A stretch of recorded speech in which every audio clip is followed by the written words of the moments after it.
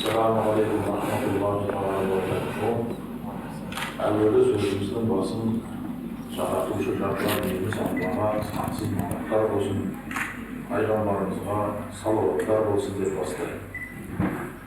Өйткені 18 мың ғаламды жаратқан Алла Субхана Тағала осындай үлкен дидар болғанда Алланы бір зікір етпесе, еске алмаса, шүкір етпесе, ол жерде берген болмайды.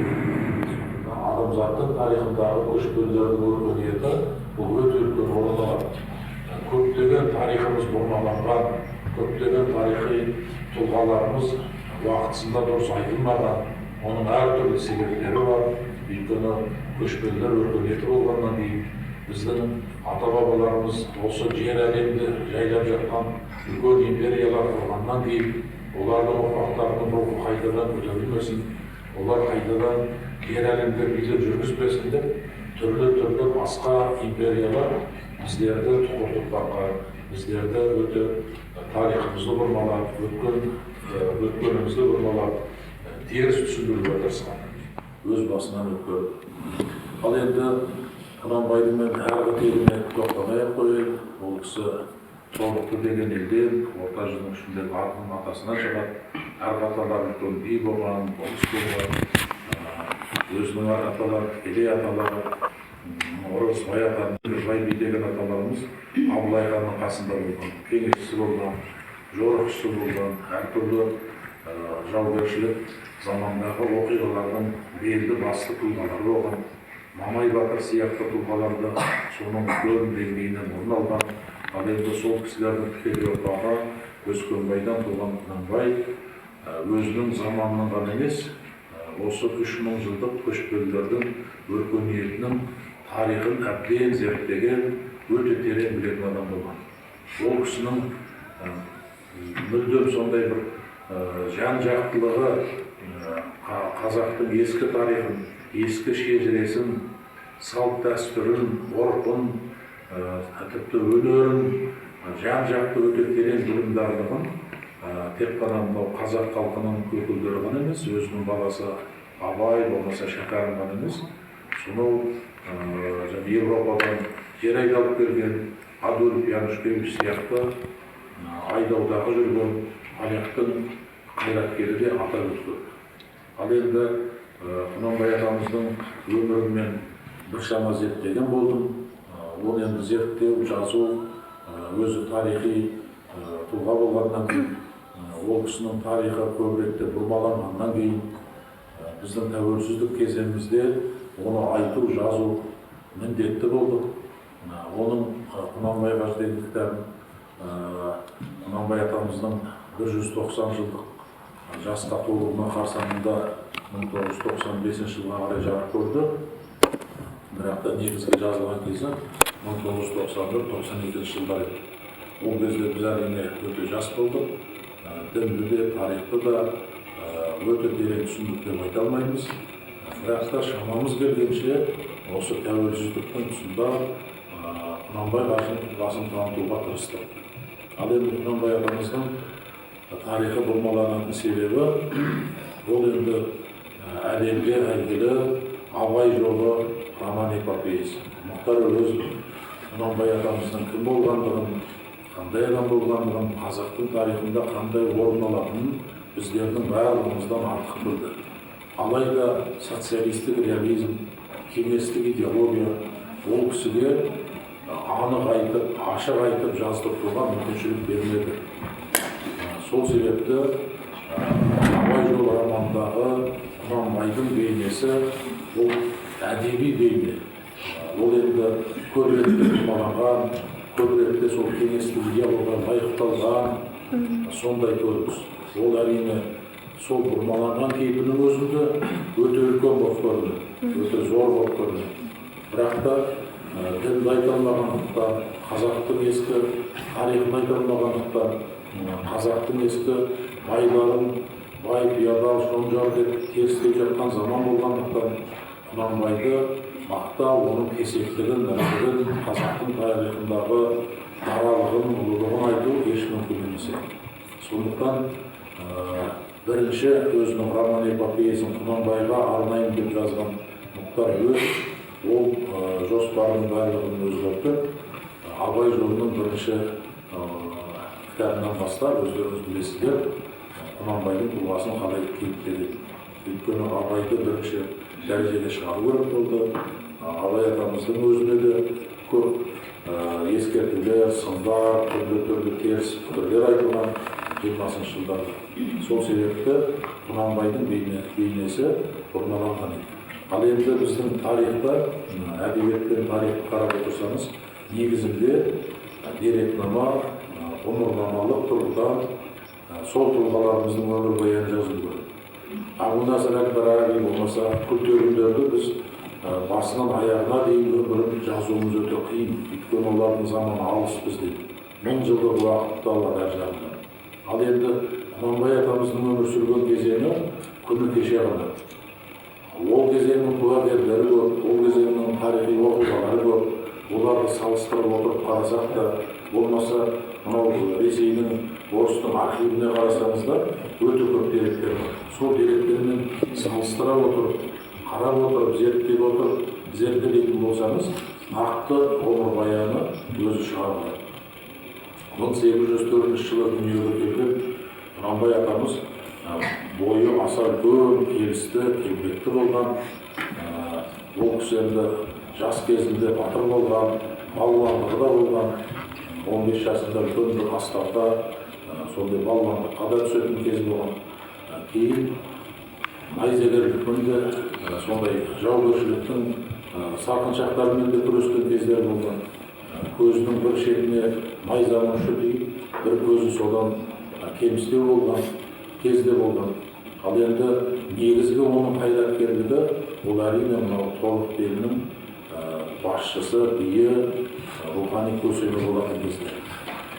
Сондықтан жарқырап Құнанбайдың тұлғасы ашылатын кез 1840 жылдардың іші.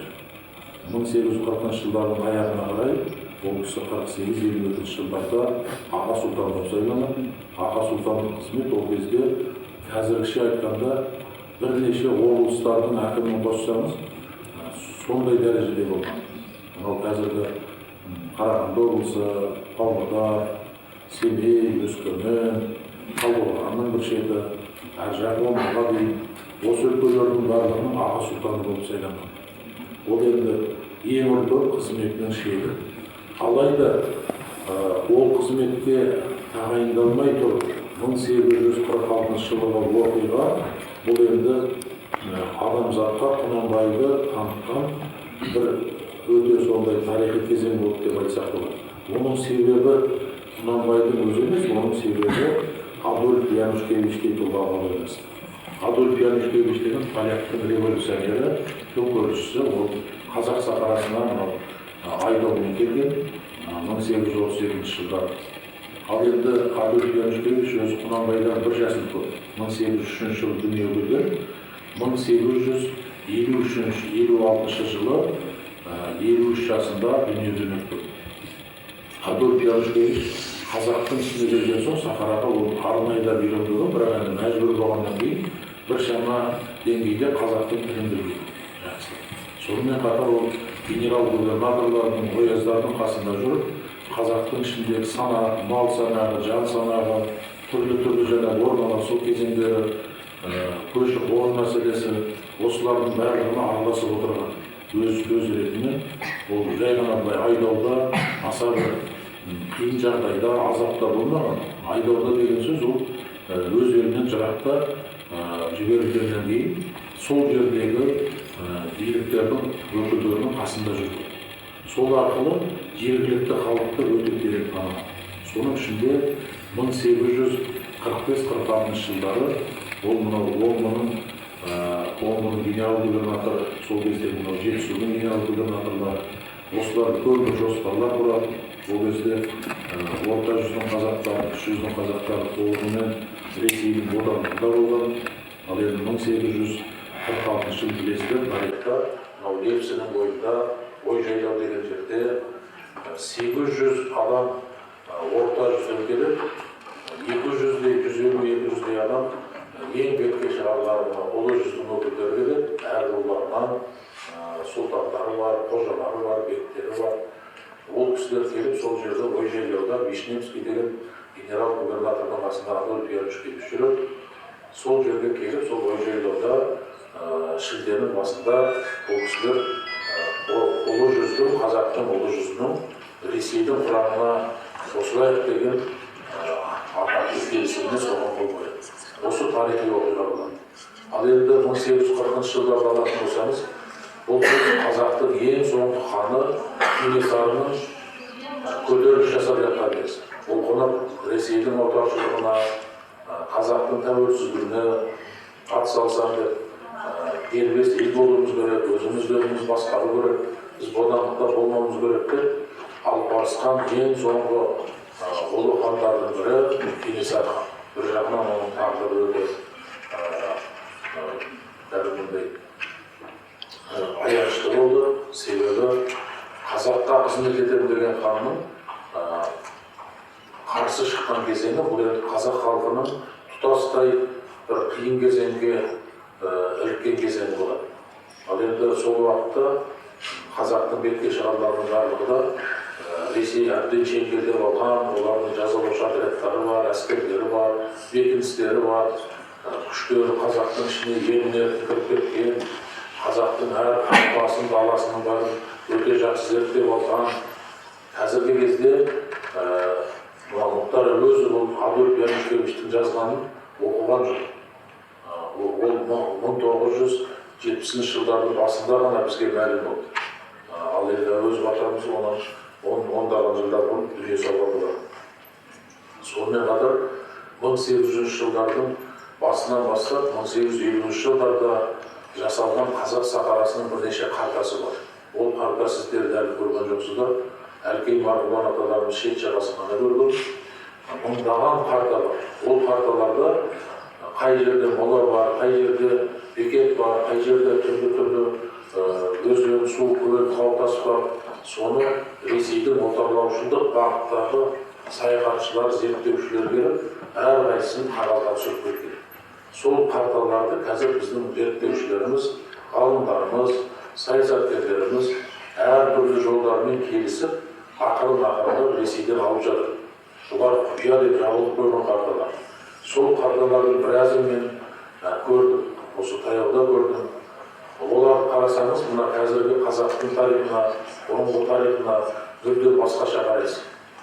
Онымен бірге қазір елбасының жаңағы жабық түрдегі тапсырмалары бойынша біраз ғалымдарымыз зерттеп, олардың ішіндегі бір 200-ден астамын, мәселен мынау Жетісу өлкесі бойынша, мынау Лепсінің бойында, оң жақ сол жақтарында, осы Сарқаттың төңірегінде 200-ден астам ірі тұлғалардың қабірлері Наурызбай батырдан бастап, солар қай жерде екендігі, қай төбеде екендігі жаңағы картамен салыстырып, сол карта бойынша жаңағы GPS дейді, қазір мысалы үшін дамыған кезең ғой.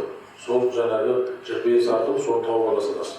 Оның астын, қабірдің астында да не бар, ол адамның бойымен қандай нәрселер бірге жерленген деген сияқты.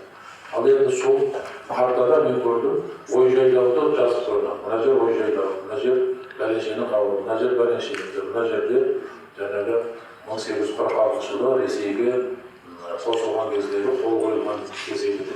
Сол жерде Құнанбай атамызға айдап жатқан сол жерде Құнанбай атамыздың таңбасы басылып 200 килограммдық бір таста қойылған екен. Соны бір зерттеушілеріміз тауып алып, солар маған сіздердің Құнанбайдың отбасыз ғой, мынау Лепсінің бойындағы сол жерлері Құнанбай атамыз келіп, бірнеше айлап жатқан жерлері осындай таңбалы тасты сізге сыйлаймыз деп, сол жерде маған суретін көрсетті, сол жерде тауып алған бар екен қазір. Бұл да енді құжат есепті.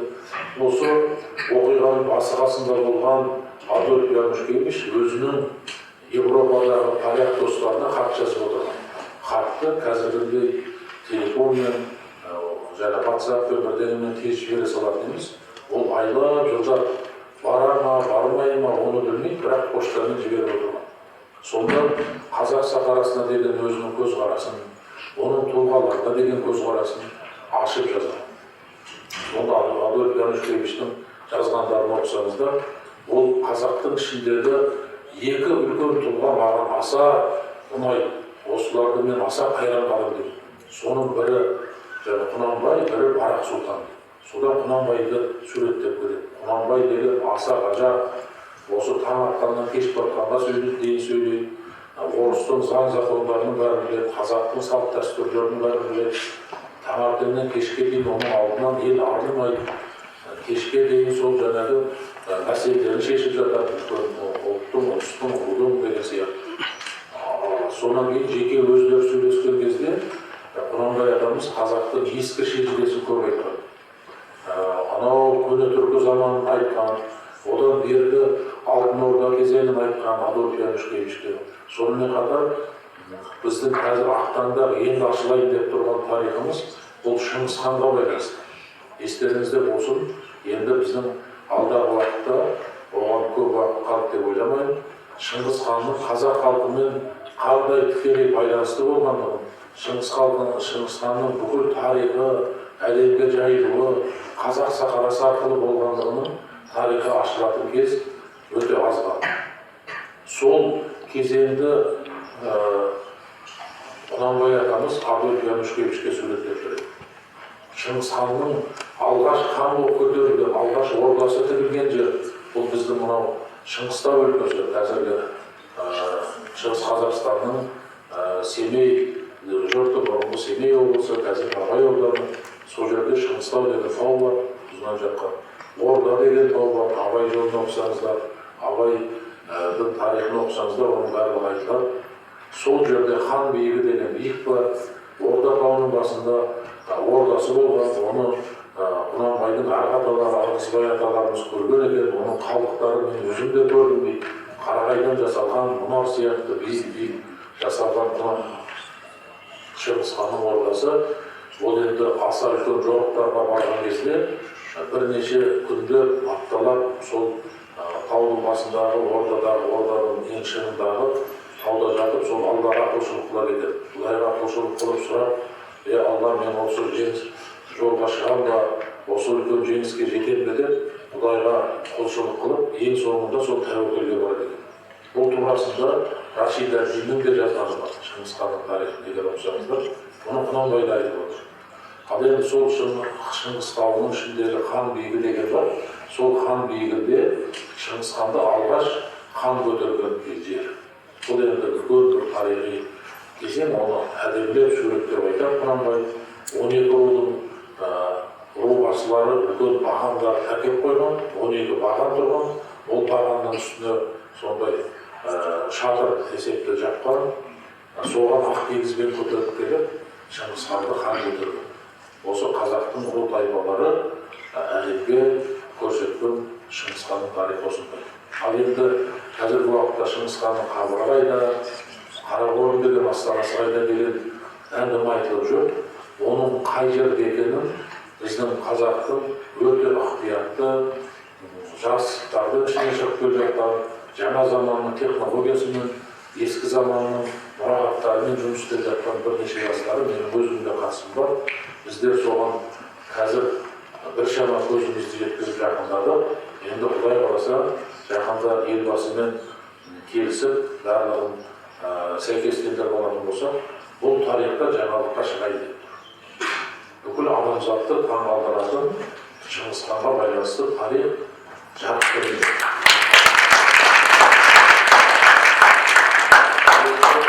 Сол тарихтың негізі Құнанбай атамыз. Құнанбайдың қазақ тарихын айтқан сөздері Алтын Ордаға байланысты, Шыңғыс хан дәуіріне байланысты, біздің қазақтың хандарына байланысты айтқан бағалауларын оның баласы Ибрахим Абай атамызда жалғастырған. Абайдың аты бір ауыз сөз қазақтың түптері туралы деген шығармаларын қарасаңыздар, жазғандар. Соның ішінде бәрін таратып айтады.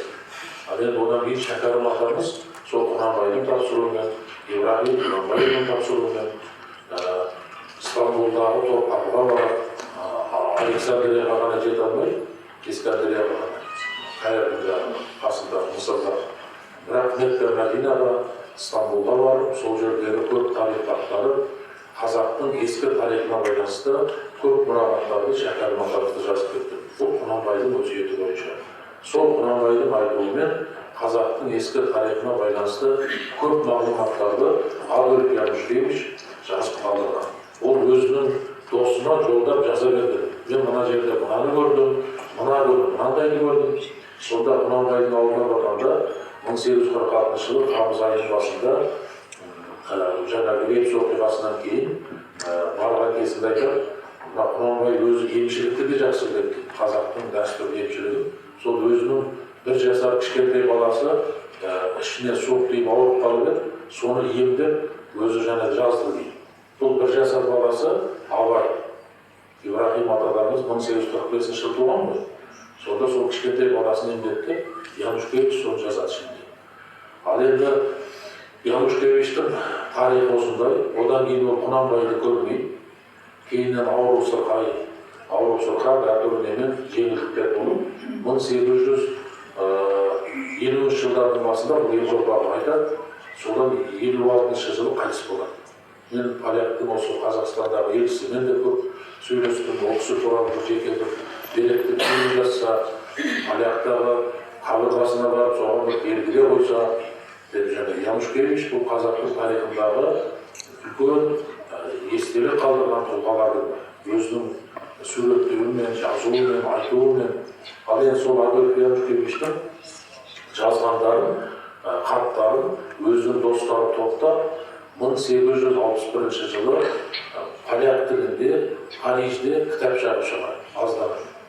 1875 жылы тағы да сол Европада, Берлинде кітап шығарады поляк тілінде. Ал ол кезде Құнанбай тірі, Құнанбай ел басқарып, өзінің нағыз бағында жүрген кезі, бірақ Құнанбай атамыз өзі туралы соншалықты үлкен баға берілгендігін, Европада, Парижде, Берлинде Янушкевичтің кітабы шығып жатқандығынан хабар болмайды. Одан Абайдың да хабар болмайды, Ибрахимнің, Шәкәрімнің де хабар болмайды, Мұхтар Әуезовтің де хабар болмайды. Ол жазғандары кейін 70-ші жылдар, 60-ші жылдардың ішінде сол Айна Стеклова деген зерттеуші бар, сол кісі бір поляк зерттеушілер сол кісіге айтып, ол кісі Олжас Сүлейменовқа айтып, қазақшада шықты, орыс тілінде де шықты. Ол кісінің Адольф Янушкевичтің шығармалары, және оның ішінде қазақ туралы, Құнанбай туралы айтқан еңбектері сондай жарық көрді. Құнанбай атамыздың енді үлкен айтып өттім, тарихи үлкен еңбек сіңірген кезеңі бұл 1848-1950 жылдардың аралығы, бұл Аға Сұлтан болған кезі. Оның алдында да үлкен басшылықта жүрді, қызметте жүрді. Соның бір көрінісі жаңағы ұлы жүз қазақтарының Ресейге қосылдық деп Лепсі бойында қол қойғанның ішіндегі басты тұлғалардың бірі Құнанбай. Ал енді осы жерде тағы айта кететін мәселе, мен Құнанбайға кітабымда таратып жаздым. Кенесарыға байланысты Құнанбай не істеген деген сұрақ болды. Кенесарыны қолдады ма, оған қарсы шықты ма дейді. Кенесарыны ашық қолдай алмайды, себебі ол кездегі бүкіл жүйе, бүкіл дала, бүкіл жаңағы Ресейдің отарлаушылық жүйесі барлық күшін соған қарсы жұмылдырған кез болады. Сондықтан Құнанбай ішінен жаңағы Алтын Орданы, қазақтың өткен тарихын, Шыңғыс ханды бәрі жақсы көріп тұрғаннан кейін өзінің хандарын, Абылай ханды, Тәуке ханды, Қасым ханды, олардың ешқайсысында Құнанбай жек көрген емес. Құнанбай солардың көп мұраларын бізге жеткізді. Әрі халқылардың жазуы бойынша жаңағы Бұқар жыраудың, оның ар жағында Әнет Тауланың, оның ар жағында ескі қазақ шежіресінің, Жанаттың, Орынбайдың көпшілігінің айтқандарын осы бізге жетуі Құнанбай атамыздың арқасында болды. Фольклор мұраларын жинаушы да тұлға болды. Ал енді сол Құнанбай атамыз Кенесарыны іштей жақсы көріп тұрса да, сырттай орыстың отарлаушыларына, жазалаушы әскерлеріне бұл кісі көмектескен сияқты сипаттанған. Қосымша аттар берген, адамдар берген, біз оны іздеу саларымыз, артынан қудалаймыз деген сияқты. Ал енді соның тарихи деректерімен мен көрсетіп жазған. Осы 46 жылы жаңағы айтып отырған кезеңде Жетісуға қарай ойысып келеді Балқаш арқылы Кенесары аталарымыз. Өмірдің аяқ кезеңіне қарай келіп қалған. Сол кезде ұлы жүздің сұлтандар, төрелер, басшыларымен 1846 жылғы 1 маусымда Кенесары ханның кездесуі болады. Ұзынағашта сол жерде кездесу болғандықтан ой жайлаудағы қол қою рәсімі 1 айға кейін шегерілді. Ал енді сол кездесуде ол жүз қазақтарды айтады, біздің енді амал жоқ, біз қайтып қолдай аламызсақ, бүкіл қазақ халқының бәрін жаңағы атып асып талан-тараж қылып жібереді, олардың қолында күш тұр деген айтады. Амалсыз жаңағы Кенесары атамыз әрі қарай Қырғызға қарай ойысатын сол. Ал енді сол кезеңдерде қазақтың территориясында жүрген кезінде мынау жаңа Кезек төренің ауылы бар, бер жақтардың Ұзынағаштағы сұлтандардың ауылы бар. Сол кезде жүрген кезінде Құнанбай атамыз бір жорықта сол Кенесарының ізіне түстік деген кезде ол кісі бірге келеді солармен. Сонда екі жағдайда Кенесарының құтқарып жіберген кезі болды. Біріншісінде бұлар тосыннан келіп қалған кезде Кенесары өзінің жасақтарымен азын-аулақ 200 адаммен намаз оқып жатыр екен. Аллаға құлшылық қылып жатыр.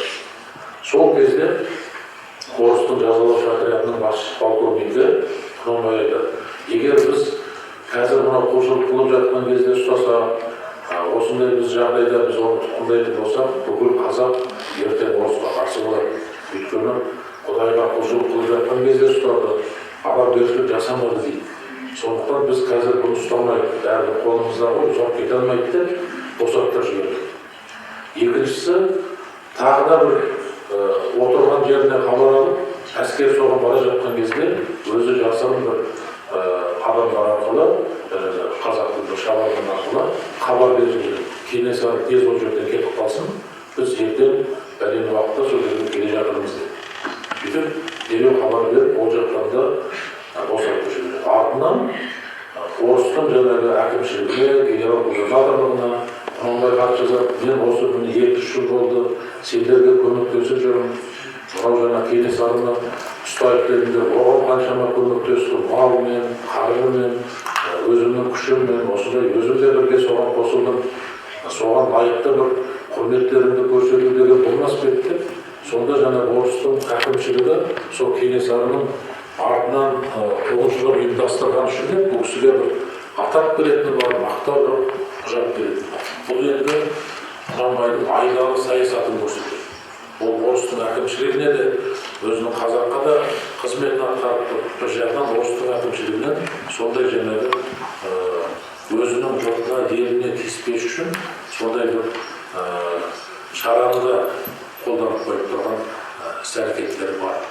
Ал енді Құнанбай атамыздың тұлғасының жарқырап көрінетін бұдан енді аға сұлтандық кезеңі, ол кезде де өте көп істер атқарған, қазақтың енді 4-1 бөлігі десек болады, сондай көлемде жерін басқарып тұрды, қарадан шыққан хан деді. Ол кезде де түрлі оқиғалар болып жатты. Мысалы үшін барымташылық болады, жаугершілік болады, тіпті орыстың бір офицерлері жаңағы поштабайларды өлтіріп тастаған қазақтың тентектері болды. Ол тентектерді де құтқарып, сен анау қатар қарайға кетіп қалып, атыңды өзгеріп, әйтпесе мен орыстың жаңағы жазалаушы әскерлеріне ұстап беруге мәжбүр боламын сені. 3-4 жоқ болып кетті деп айтамын деп, сондай да келісіп істеген істер болған. Әйтеуір шамасы келгенше қазақтың мұңын-мұңдап жоғын жоқтаған. Кейінгі аса үлкен Құнанбайдың өміріндегі тарих бұл Қарқаралыдағы мешіттің салынуы. Қазір Қарқаралыда мешіт тұр. Қарқаралыда, Қарағанды облысында ол мешіт 1848 жылы басталып, 51 жылы тәмамдалған. Оған енді орыстың әскерлері жұмылдырған, ағаштан салған әдемі мешіт.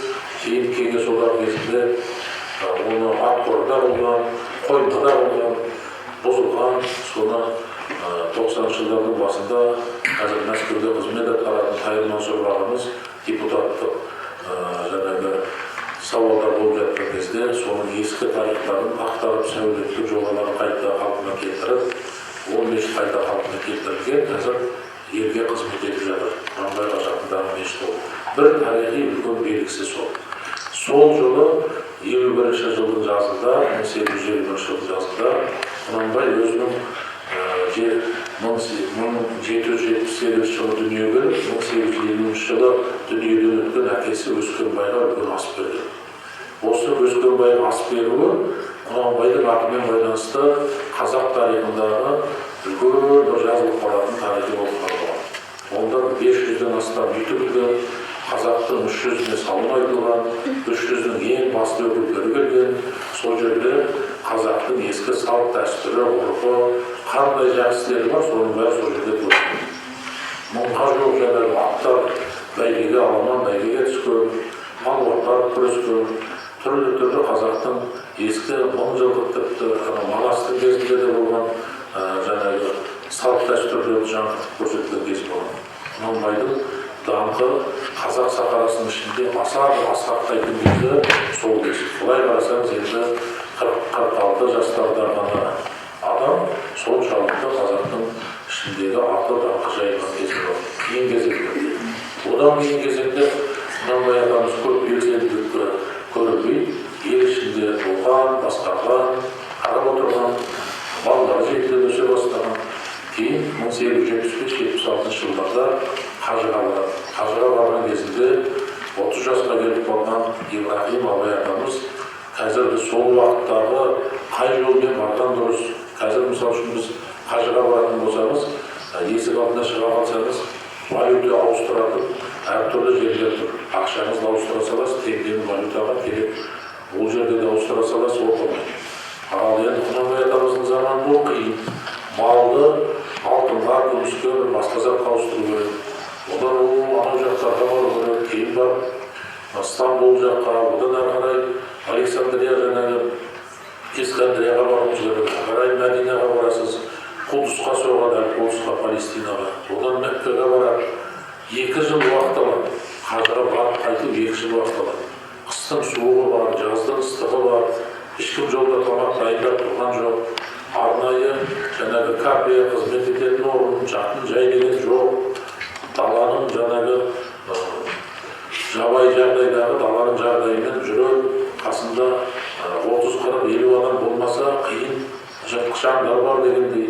Адамның өліп кетуі мүмкін, түрлі жағдайлар болуы мүмкін. Сондайлық жағдайда бұл кісі 70-тен жасасса да Қажыға барып қайтқан. 76 жылы Меккада Тәкия тұрғызған. Тәкия деген бұл енді қонақ үй. Кейін шәкәрім оны 1905 жылы Қажыға барған кезінде жазады. Мен Құнанбайдың Тәкиясын көрдім. Келсем, қазақтың басқа атырабынан келген адамдар ол Тәкияға түсіп қойған екен. Сондықтан мен басқа бір Тәкияды жалдап тұрдым дейді. Құнанбайдың немересі айтып тұрды. Ал енді сол шәкәрім атамыздың айтқан куәлігі 95 жылы көрді. Кейін ол 30 жылдарда Құнанбайдың салған қонақ үйі, қазақтың қажылары тегін түсіп жатсын, тегін сол жерде болсын деген қонақ үйі 30 жылдарда Меккенің Кағбатулланың айналасы көтілген кезде бұзылған. Ол жақта Саудияның басшылары ол кезде Нәзір Төреқұлов деген қазақтың үлкен тұлғасы кеңестер одағының елшісі болған, кейін 37 жылы репрессияға ұшыраған. Сол кісінің кезінде хат жазылған, Құнанбайдың ұрпақтары болса, сол кісінің атынан бізге рұқсат берсін, төлемақысын алсын, келісімін берсін деп. Бірақ ол кезде кеңестер одағында Құнанбайдың ұрпақтары қатты қолданылып жатқан, көбісі жаза шеккен, өлтірілген, сондай бір қиын кезеңдер болған. Сондықтан ешкім оған жауап қатпаған. Кейін 1994 жылы елбасының Италия Сауд Арабиясына барған сапар кезінде мен ол кезде телерадионың орынбасары болатынмын. Сол елбасымен бірге бардым. Сонда 1994 жылы қыркүйек айының ішінде елбасы менің сол айтуыммен, ұсынысыммен король Фахтқа осы жағдайды айтты. Құнанбай деген қазақтың үлкен тұлғасы болған, қазақтың ең дара бас ақыны Абайдың әкесі, сол кісінің тұрғызған Тәкиясы болған, соны қайта қалпына келтіріп, Меккеден Кағбатулланың жанынан бір қонақ үйді қазақтар тегін түсетін етіп ашып қойсақ жақсы болар еді деген ұсыныс айтқан болған. Фахт патша оны қолдаған, қазірде мына қайтыс болған Абдулла ол кезде тақта мұрагер болатын, орынбасар ол кісі де қолдаған. 2000 жылы Астанада Ханзада Сұлтан келген, қорғаныс министрі салды. Ол жерде де елбасы оны айтқан болатын, ол мына баспасөздерде шықты. Ол да қолдаған болатын. Бірақ біздің сол Саудиядағы Қазақстанның елшісімен еліміздің бас мүфтилері сияқты тұлғалар осы істі әрі қарай қаузап қол түбіне дейін жеткізу керек еді осы мәселені. Соңбайдың тәкиясы Меккеде жаңағы бір қонақ үй түрінде беріліп қазаққа қызмет етіп тұратын болса, әрине ол да бір үлкен маңызды болып қалады. Ал енді 1876 жылы қажыдан қайтқан Құнанбай елге келген соң бұл кісі өте тақуа болған, діндар болған.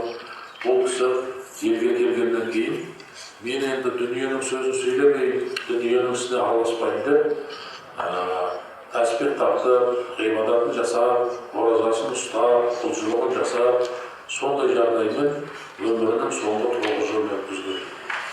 Өзінің Қалиолла деген үміт еткен баласы өте оқыған, Петербургта оқыған, сол қайтыс болған, соған жаңа Ақшоқы деген жерде өзінің қыстауы болған жерде қабір салдырған, сол қабірхананы көп салдырған. Қазір сол жерде үлкен әулеттік қорым Құнанбай атамыз 1885 жылы дүние салып, сол жерде жерленген. Ол жерде Мұхтар Әуезовтың атасы Әуезов те жерленген, өте жақын болған, рухани жақын болған. Мағауия да сонда жерленген. Құнанбай әулетінен тараған, кейінде дүние салған көп адамдардың барлығы сол жерде жерленген. Ал енді Құнанбай туралы біз сөз айтпас бұрын әуелі оның баласы Абай не деді, Ибрахим не деді деп ойлаймыз ғой. Сонда Құнанбайға Ибрахим әкесіне өте жоғары баға береді. Ескендір темір Шыңғыстай мұсылманда атақты деген. Енді Ескендір деген Ескендір Зұлқарнай, темір деген Ақсақ Темір, Шыңғыс деген Шыңғыс хан. Солар қандай атақты болса, мұсылманда сондай Құнанбай атақты дейді. Мұқым қазақ баласы тегіс ақыл сұрап дейді. Қазақ баласының барлығы бас көтерер кім бар, соның барлығы одан ақыл сұраған дейді. Абай Ибрахим әкесіне осылай қараған. Ал енді қазіргі тәуелсіздік кезеңдегі мен бірнеше рет бұны айтып жаздым.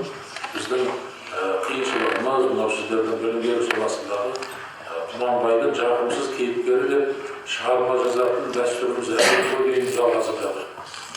Бұл енді кеңес одағы кезінен қалған сарқыншақ социалистік реализмнің зардаптары. Сондықтан Құнанбайдың тұлғасы әлі де ашылады, әлі де жарқырап көрінеді.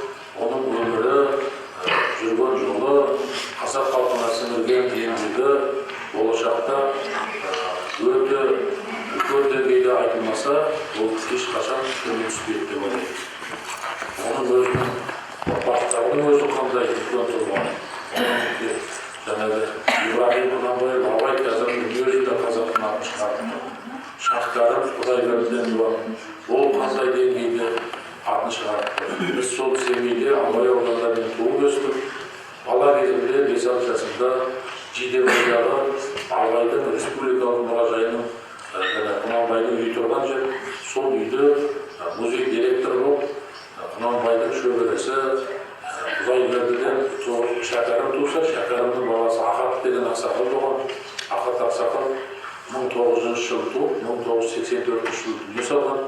Сол Ахат ақсақалдың мен бала кезде алдына тізесіне отырғызып алатын. Елге адамдар келсе, қонақтар келсе, сонда көп тарихтарды айтады.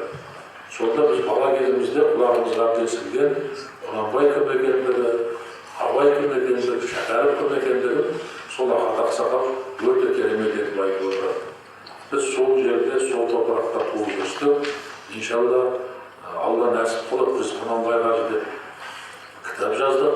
Алдағы уақытта жазылар, айтылар мәселелер көп. Біздің Ибрахим Абай атамыздың да өзінің өмір баяны дұрыс жазылған жоқ әлі.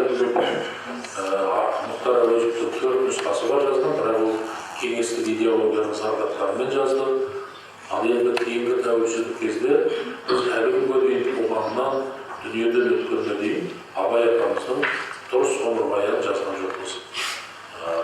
Ресейдің жаңағы зерттеушісі бір тапсырыс беріп, тамаша адамдардың өмір сериясымен Абай Құнанбаевтың өмірі деп шықты, орысша, қазақша шықты. Оны мен ресми түрде теледидардан да баспасөзден де сынап айттым. Оған қатысы бар адамдарды да сынап айттым. Мұхтар Құл-Мұхаммед сияқты, Мұрат Әуезов сияқты. Өйткені бізге керегі абай, құнанбай.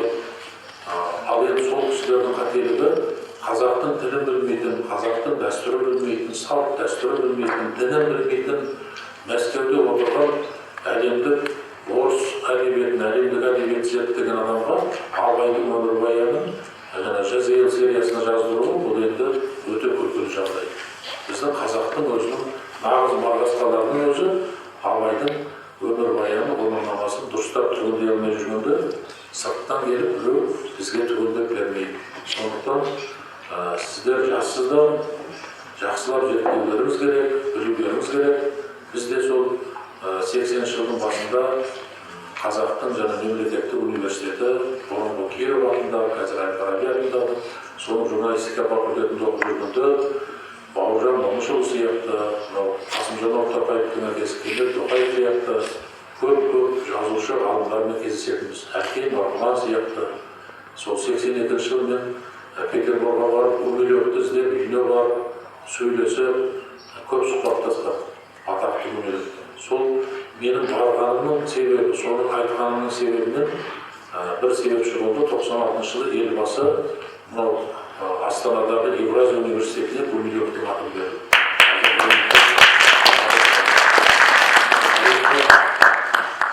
Сонымен қатар жаңа Мәскеуде Сергей Марков деген тарихшы болған, орыстың тарихын жазған, ол кісі Шоқан туралы көп зерттеген, Шоқанның өлтірілгені туралы айтқан сол кісі, Шоқан туралы құпия тарихи деректерді айтқан сол кісі, қазір ол деректер көп тапсырыспен зерттеліп жатыр. Ал енді сол Марковтың Мәскеудегі үйіне барып, ол кісінің жұбайымен сөйлесіп, ол тарихтың да құпияларын біраз ашамыз деген ой болды, әрекеттеріміз болды. Сол 80 жылдың басында Әл-Фараби мен Марков деген көшенің қиылысы бар ғой қазір. Сол Марков деген кооперативный көшесі болады. Соны қонайттың көмекшісі Владислав Владимиров деген жазушы болған. Ол кісі «Что же сказать комиссарам» деген кітап жазған. Сол кісімен мен тікелей жас болсамда байланысып жүріп, сол кооперативный көшесін Марковтың атына бергізуге себепші болған. Ол Марков «Идущий к вершинам» деген Шоқан Уәлиханов туралы керемет роман жазғанбыз. Шоқанның өлтірілуін 60 жылы біздің Қазақ Алматыға келіп, ғылым академиясында Сәтбаев, Әуезов, үлкен ғалымдардың алдында ашық айтқанда сол кісі болады. Орыс тарихының, отарлаушылық тарихының құпиялары көп, оның жабылып жатқан жерлері көп. Әлі де 20 жыл, 50 жыл, 100 жыл қазаққа берілмесін деп жатқан тарихтары көп. Мәскеуде, Петербургдан жатқан біздің мұрағаттарымыз да көп. Әлем мың жылдық көшпелі өркениетін көрсетеді. Соның ішінде Құнанбайдың үлкен кісі белбеуі бар жатыр. Өте тарихи әйгілі, ол суретте бар, Әлкей Марғұлан зерттеп жазған. Сол мұрасы да Петербургдағы қорларда сақталып жатыр. Ал енді осындай жәдігерліктер, мұрағаттар өзінің асыл иесі қазақ халқына да қайтып оралу керек. Ол күнді алысқа жолайды деп ойлаймыз иншалла. Құнанбай атамыз жөнінде қысқаша ғана тұжырымдап қана айтып өттім. Ал енді өте жақсы болады. Сіздер жаңағы бір-екі сұрақтар қойсаңыз, менің 10 шақты кітаптарым бар жазған. Әртүрлі саладан сұрақтарыңыз болса, жауап беруге тырысамыз. Сосын 5-6 жақсы сұрақ қойған адамдар, менің тұңғыш президенттің балалық шағы деген кітабын соны сыйға тастадым. Құнанбайға ерте шықты да, сіздерге сыйлауға қалмай қалды. Бірақ енді Құнанбай қажының тұлғасын танитып, елбасының тұлғасын танитып кітаптарды авторына сыйлап жатсаңыздар, ол жақсы. Ал енді батыл түрде сұрақтарыңызды қойыңыздар. Бейбіт Сапаралымызға білесіздер, қоғам қайраткері, жаңа айтылды, тұңғыш президент туралы, балалық шағы туралы бөлімі бәрі сізге сыйға тартайын деп отыр. Ондан үлкен сыйлық алу үшін де бір жақсы сұрақтарыңызды қойыңыздар. Бұның бәрі айналайындар өздеріне үлкен бір тәрбие ғой. Бүгінгі кездесуден біз қандай үлкен өзімізге сабақ алып отырмыз. Сұрақтарыңызды қойыңыздар. Қыздар, жігіттер. Микрофон бар ма? Келіңіздер, қойыңыздар. Ұялмайсыздар, иә. Қой өтіңіздер. Бір сұрағым болып тұр. Бізде қазақта өзі бөлінетін тұстарды көп айтасыз. Жершілдік пен жұртшылыққа қатысты. Бірақ сіз әке мен бала арасындағы көп мүмкін әдебиеттерде бөліну көп айтылған шығар, бірақ бірігетін бір үш біріктіретін тұсын айтсаңыз, және бізге осы сабақ болса деген әке мен бала арасында Құнанбай қажы мен, яғни Абай атамыздың.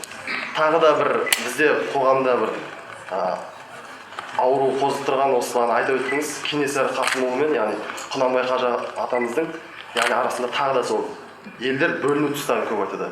Бірігетін тұстарын тағы бір үшеуін көрсетсеңіз бізге сабақ болса. Сіз өзіңізді таныстырып кетіңіз. Осы Абай атамыз атындағы университеттің оқытушымын. Осы жерде.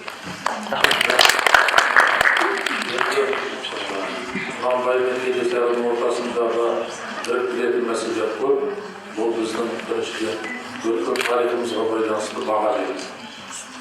Құнанбай өткен тарихқа айтқан біздің қазақтың хандығына, мемлекеттігіне, қазақ мемлекетінің дүниежүзіне таныс болғандығына өте үлкен сондай жаңашылдықтан қарады. Оны әркез айтып жүрген. Қазір Янушкевичке де айтатын сол, бұл бір қолына таспа, болмаса таспаға түсіп тұрған тілші емес еді. Бірақ ерінбей жарықтай сол айдауда жүрген Янушкевичке де сондай әңгіме айтқандығы, бұл қаншалықты өзінің ұлтына, тағдырына, тарихына қарағандығын көрсетеді. Екіншіден, Кенесарыны Құнанбай хан деп білмесе де, өйткені енді хан болатындай, оның қосымша өзінің түрлі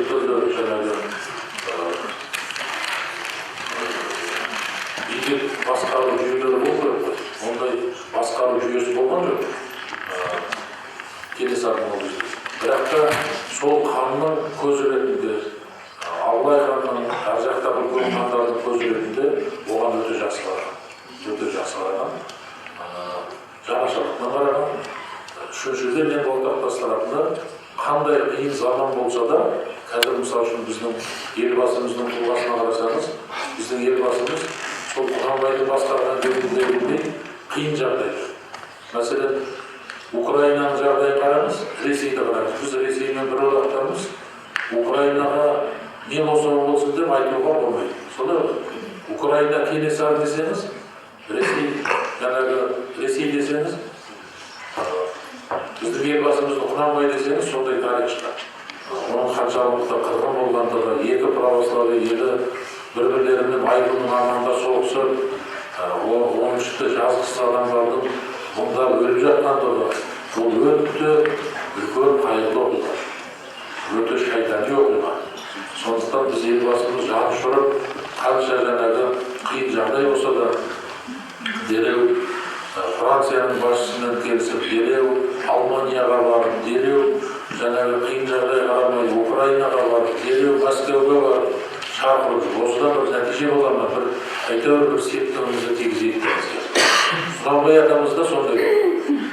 Қалай мен осы Кенесарының тұлғасын аман алып қалам деп сондай шақырған. Ұлы жүздің адамдарымен қолда ойлықтары Ресейге тынышталсын деп. Мына қырғыз жақтарында кішкене бір жағдай дұрыстала ма деп, ол жаққа да сондай жол сол жақ қой деп сілтеген. Ал енді біз бір жақты айтып, біздің тарихымызға тағы бір көлеңкелі тұс, біз қырғыздарды бір жауыз ретінде қазақпен екі ортаны ашатындай Кенесарыны өлтіріп, оның басын Петерборға беріп деп соншалықты өшпенділікпен айтамыз. Ал енді қырғыздың трагедиясы, ол қырғыз халқы өзінің де ұлт өкілдерін аяған жоқ. Әлімбек датқа деген үлкен даттар болды. Қырғыздың өзінің ішіндегі бірлігін, қырғыздың өзі бөліп жатты ғой. Алай, оңтүстік, солтүстік көп бөліп жатты. Бұлар Қоқан хандығына қарап тұрды, Бұхара бірлігіне қарап тұрды. Ал енді сол кезде Әлімбек датқа деген болған, соны 1860 жылы тура кәдімгі қырғыздың өздері басын кесіп алып, Қоқанның патшасына беріп жүрді. Оның әйелі Құрманжан дейді, датқа әйел. ол 1900 жылдардың басына дейін өмір сүрген 100 жасқа келген кісі. Сол әйелі соның орнына тапқан болып, сол қырғыздың оңы мен сол терісінің бәрін біріктіретіндей кісі атқарған қайраткер болып шыға келген. Ал енді сол қырғыздың трагедиясы оңтүстік, солтүстік болып бөлінуі, оларға бөлінуі қазірге дейін үлкен салқын тигізді. Көрсеңіздер, кеше ғана Бақиевтің кеткені, одан кейін Төңкерісті біреуін тағаударып тастап, біреуін тағаударып тастап, сондықтан қырғыз ол ұлт болған соң, ел болған соң, ол өзінің ішіндегі үлкен тұлғаларını да жақсы қараған. Шабдан, төре Шабдан хан деген болды. Ол енді үлкен тұлға біздің ауыз әдебиет өкілдерімен көп айтылады, Жамбылдың жырларында да айтылады. Сол Шабданның өзі де қиын жағдайда сондай өте бір кедейшілікте дүниеге келді. Қанша батыр кезінен осына соғысына қатысқан Колпаковскийдің кезінде жоқтаған. Сондықтан қырғыздың өзінің ішіндегі қиын оқиғаларда жетерлік. Ал енді Кенесарының сол кезде батып қалуы, Кенесарының айналасында әлсіз болуы, ал енді бүкіл қазақтың ең бетке шығарларының барлығы да сол кездегі тарихи шешім. Біз мынау көрші Ресеймен бірге болайық, сонда ғана біз мынау басқа шапқыншылықтардан аман боламыз деп сондай шешім қабылдағаны, және ол кездегі Кенесары сияқты тұлғалардың қаншалықты қиын жағдайға ұшырағаны, бұл әлбетте де Құнанбайдың да жеке басындағы өте үлкен қасіретті кезең деп ойлаймыз. Бәрі ниетін, күшін соған салды, қазақтың басқа да адамдары солай істеді, басшылары, төрелері беттері, бірақ амалсыз болды, шарасыз болды. Ал енді Құнанбай мен Абайдың ортасындағы, Ибрагимнің ортасындағы ортақтастыратын мәселе өте көп. Ол енді қазақтың біріншіден айтатын болсақ, дін мәселесі дейтін болсақ, діннен ешқандай бөлінбеген. Құнанбай атамыз қандай бастап, қандай жолды ұстанды, Абу Ханифа бастаған, Ибрагим баласы сол жол ұстанды. Соғылар, соғылық бағытта қандай керек көзқарастарда болды, Әл-Фарабиға қандай көзқарастар болды, Софы Алдаяға қандай көзқарастар болды, оның барлығы Құнанбай мен екеуінің ортасында ешқандай айырмашылық болмаған. Біздің қазіргі кезде кейбір жастарымыз бір қылаң беріп қалып жүр. Мынау 1800 жылдардың ортасында Саудияда Мұхаммед Абдул-Вахабтың ұрпақтары күшейіп, уаххабизм дамып жатқан. Қабірлерді қиратып, ескі пайғамбар заманынан алған. Соншалықты бір қиын кезеңдерде Құнанбай атамыз хажылық жасаған 1875-76 жылдары.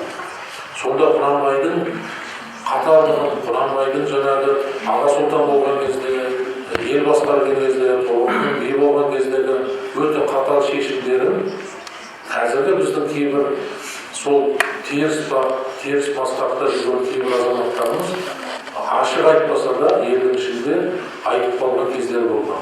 Құнанбай да уаххабист болған екен. Ал енді осындай масқара не істейді? Енді оған біз жауабымыз. Құнанбай Қажыға барған кезеңі 1875-76. Одан қайтып келгеннен кейін Құнанбай атамыз мен енді дүниенің сөзін сөйлемей, дүниенің ісіне араласпаймын деп шымылдығын түсіріп, тәспісін тартып, ғибадатын жасап, оразасын ұстап, солай отырған. Артық дүниесіне араласпаған. Ал енді қаталдығын көрсететін оқиғалар қай кезде болды? Оның ең оқиғаның шыңы бұл Қодар мен Қантардың оқиғасы. Ал енді Қодар мен Қантардың оқиғасы ол жай ғана оқиға емес, ол енді тобықтымен қатар өзге де орта жүздің рулары отыр, Найманның билері отыр, Біліктілер отыр, Керейдің атақтылары отыр, Уақтың, Әлімхан сияқты билері отыр. Арғынның ішіндегі көптеген аталар отыр, Тарақтылар және басқа. Солардың барлығы бір-біріне салықтылар. Қодардың оқиғасы, Қодар жаңағы екі ұлы болған жаңағы сол үлкен ұлы қайтыс болғаннан кейін өзінің келіні мен оқиғасы болған, ол кездегі шариғат 4 куә болды. 4 жаман оқиға болса 4 куә болды. 4 куә болса, онда шариғат үкімімен жазаға тартылды. Сонда куәлердің үкімімен жазаға тартылып, тасборын алынып, сондай жаңағы жағдайда өлтірілді. Оны істейтіні енді біздің қазақтың ішіне ондай теріс жағдай орын алмау керек деп істейді. Оны жол беріп қоятын болса, онда басқа жақта одан да жаман нәрселер орын алады. Бұл шайтани өте қиын нәрсе. Сондықтан Құнанбай елдің ішіндегі әртүрлі істерді орыстың бодандығында жүрсе де, шариғаттың салтымен, қазақтың ата дәстүрімен, Қасым ханның қасқа жолы, Ежелханның ескі жолы, біздің 7 жағымыз бар. Сол ескі заңдарға, канондарға сүйеніп отырып, сонымен жазылған. Ал енді оны бүкіл рудың өкілдері жазған. Ал оқиғаның болатын кезеңі айтып отырмын 1821 жыл. Қажыға барғаны 1875 жыл. Бұл қалай вахабист болуы мүмкін? Алдында 20 жыл бұрын болып кеткен оқиға 23 жыл. Екіншіден, осы оқиғаны әкесі мен баласы деп айтылады, романда да көресіздер, Абай атамыз бен Құнанбайдың ортасындағы қайшылық деп те суреттейтіндер. Абай оған келіспеген. Мына Ардақ Әмірқұлов деген азаматтың түсірген фильмі ең сорақ фильм қазақтың тәуелсіздік кезеңдегі тарихында. Абайдың өмірін ең бұрмалап көрсеткен, ең өте жаман тұрғысында көрсеткен фильм. Оны мен ашық жаздым, айтып, қазақ тілінде де, орыс тілінде де. Ал соның ішіндегі көрсететіні фильмнің басы басталғанда Абайдың жастық шағы деп көрсетеді, 150 жылдағы торқа тойының қарсаңында жарық көрді. Сонда жаңағы Абайдың ең басындағысы Қарқаралыда мешіт салынып жатыр. Соған жас Абай үлес қосады, Құнанбай қажыға кетейін деп жатыр. Ел ренішті болар, кейбіреулер сен осындай теріс істерің көп, басқа да жағдайларың көп, сен қалай қажыға боласың деген сияқты. Сонда Құнанбай қажыдан қайтып келген кезде Абай Қарқаралыдағы мешітті бітірді. Енді тарихтың тұрғысынан қараңыз. Қарқаралыдағы мешіттің салынғаны 1848-1851 жыл, 51 жылы біткен. Одан мен Қамқаның оқиғасы 1851 жыл. Абайдың Ибрахимнің дүниеге келгені 1845 жыл. 6 жастағы бала аға сұлтан әкесіне қалай ақыл айтады, қалай оған тоқтады. Болмаса жаңағы аға сұлтан болып тұрған Құнанбай, ол Құдайдан қорықпай, өзінің кішкентай баласынан қорқып, қалай еш оқиға қисықпайды, еш оқиға жаңағы шындыққа жараспайды. Сондықтан ғұмырнамасы дұрыстап жазылу керек дейтініміз сол. Мысалы үшін орыстың зерттеушілері Пушкиннің 37 жыл өмірінің барлығын зерттеді. 200-дей зерттеушілер отыр. Ленинградтағы, Петербургдағы Пушкин институтында. Мен олардың барып та көрдім, ажайында көрдім, кеңес одағы зерттеушілер. Сонда Пушкиннің өмірінің бір азғантай күндерін ғана білмейді. 15 шақты көрден естегендер. Қалған әр күнінде естегеннің бәрі қартқа түсіп тұрды. Біздің Ибрахим Құнанбайдың 45 жыл туғаннан бастап 1904 жылға дейінгі өмірі, қай кезде не істеді, не қойды, толық жүйеленіп, дін жағынан да, идеология жағынан да, басқа жағынан да барлығы тәуелсіз түрде қалай болды, солай жазылған жоқ тәжірибе. Сол ғұмырнама дұрыс жазылмаса, одан түсірілген фильмдер дұрыс болмайды.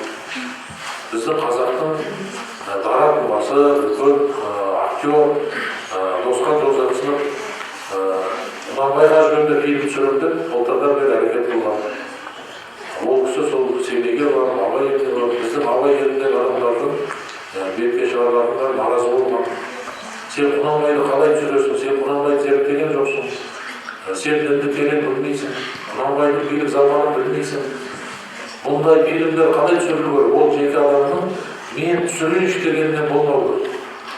Ол мемлекеттік хатшының деңгейінде, үлкен идеологиялық мәдениет министрлігінің деңгейінде көптеген адамдар қатыстырылып, соған жаңағы лицензиялар жазылып, әртүрлі пікірлер айтылып, сөйтіп барып қана шығу керек. Өйткені ол қазақтың ең үлкен тұлғасы, тарихи тұлғасы.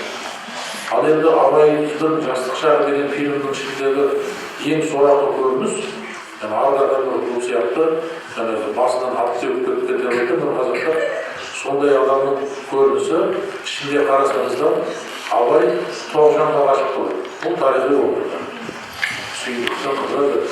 Ал енді оның қасында жүретін Ербол Абайдың жақын досы болды. Кейін түрлі оқиғалар болады. 1890 жылдарда Ербол қайтыс болады, оның басқа әңгімесі. Ал енді сол Ербол мен Сүйін Тоғжанның жаңағы немерелердің бірі, туыстарының бірі Жәнібек Кәрменовтің атақтан ешқайсы ағамыз. Амина Өмірзақова мысалы үшін сол белгілі тарих, төкенші болсам дейді. Ал енді сол көріністі қарасаңыз, жаңағы қалай бұлар көрсеткен біздің жаңағы мынау ұлтымызды көрсетемін деп отырған адамдардың біздің ұлтқа зиян келтіретіндігін айтып отыр. Сонда жаңағы Ерболды өзінің руласы, өзінің ағайыны 15-16 жастағы бар ғой, Ерболды Тоғжан үйіне шақырды, біреу аты. Сонда үйіне кіріп кірсе, Тоғжан бір жалаңаш тұр, 15 жасар қыз бала. Ербол шошып кетеді, сонда екен сен ұялма, қара дейді маған. Сөйтті мен осы көргенімді Абайға суреттеп бар дейді. Бұл не деген ақымақшылық. Мысалы үшін сонда Ибрахим Абай жаңағы өзінің руласы, бірге туылғаны, онымен үйленуге болмайды Ерболы, сол қарындасын жалаңаш көріп, мен қарындасым жалаңаш көрдім, ол осындай сұлу екен деп айтты деп. Мұндайды қайдан көрдіңіздер сұрады. Осы фильмнің ішінде жүр. Біз енді Абайды түсіргенде, Құнанбайды түсіргенде, оған басқа да тарихи тұлғалар түсіргенде өте Абай болуымыз керек. Сол себепті мен Құнанбай Қажы туралы фильм түсірілуіне қарсы емеспін. Бірақ та жекелей бір адамдар мен түсірем де ешкімге жанұяға көрсетпей, ертең оның ішінде бір қайшылықтарға орнады, түсініспестік орнады. Сол Ардан Әмірқұл ең басында фильм түсірер кезде менімен жолыққан. Сонда мен айтқан, менің Құнанбай Қажы жөніндегі кітабым шығайын деп жатыр, бірақ шыққан жоқ баспада. 90 жылдардың басында. Бірақ сен Абай жолымен түсіретін болсаң, Абай жолының ішіндегі оқиғалармен түсіретін болсаң, онда сен Абайды да, Құнанбайды да бере алмайсың. Өте қателесесің. Сондықтан түсіруге, кино шеберлігіне мен оған дауым жоқ, бірақ та тарихтан ауытқымау керек. Өйткені Құнанбайды Қажыға жібереді, Қажыдан қайтып келген кезінде Абай мешітті бітіріп жатыр. Бұл қандай қайшылық? 1851 жылы Қарқаралыда мешіт біткен. Құнанбайдың Қажыға барғаны 1875-76 жыл. Абай ол оқиғаға ешқандай араласқан жоқ, қатысы жоқ ешқандай. Оны бұрмалағаннан, оны теріс көрсеткеннен Ибрахим Құнанбайдың тұлғасы ол зораймайды, көймейді. Сондықтан Құнанбай мен Ибрахимнің арасындағы сыйластық, бітіспестік, өте жаңағы бірлік, ол қай жағынан да көп. Ортасында дінге байланысты да, тілге байланысты да, тарихқа байланысты да, мәдениетке байланысты да, салт дәстүрге байланысты да ешқандай жаңағы айырмашылық болған емес. Оның өзі де айтып тұр, Ибрахим айтып тұр. Сосын мен жеткізіп айта алған жоқпын. Абай атамыз айтады, Ескендір Темір Шыңғысхан мұсылманды атақты дейді. Мен сол Шыңғысхан сияқты Құнанбай мұсылман елінде атақты қылып жаза алған жоқпын. Оны баласы Абай айтады.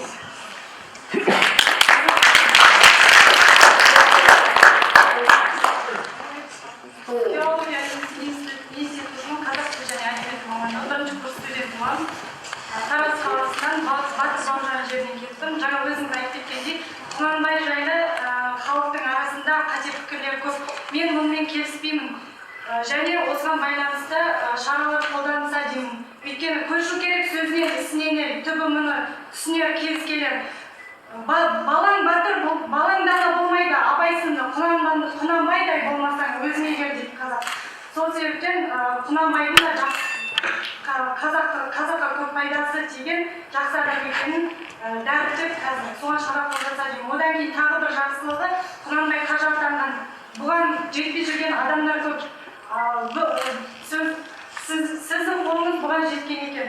Осы қажылығыңыз жайлы, өзіңіз жайлы айтып берсеңіз, бұл сапарда кейін сәттеріңіз және енді қызық кездеріңіз қандай болады? Ең жерін айтып деп отыр ғой. Бірінші мәселеге байланысты бүгінгі кездесуіміз соның бір үлесіге ойлаймын.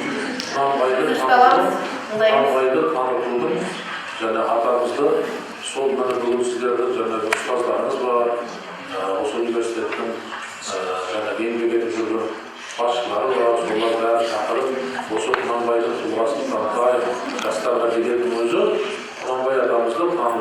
бір қадамда. Ал енді сіздер жеке өздеріңіз зерттеулеріңіз керек. Сол кітаптар бар, солардың мақалдар жазасыздар, айтасыздар. Иншалла сіздер енді филологсыздар, тарихсыздар, бір дипломдық жұмыстар жазыңыздар, зерттеңіздер.